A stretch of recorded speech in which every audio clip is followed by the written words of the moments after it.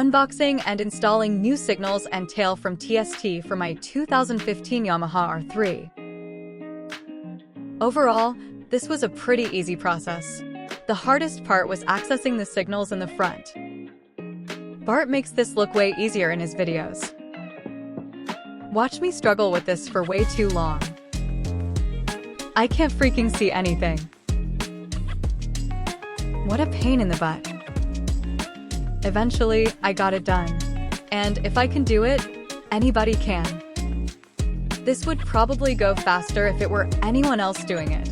But I'm just a girl. What do you want from me? Freaking front signals. Ta-da!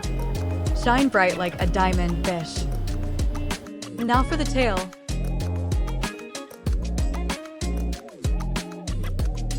Don't mind the bake sale going on. It's hot as Hades in that shop. Gotta let the muffins cool off. Taking out these crunchy old rear signals was therapeutic. I did have to drill holes for a custom fit. No big deal. Get that new settled in, and that's pretty much it. Definitely would recommend TST for motorcycle parts that fit.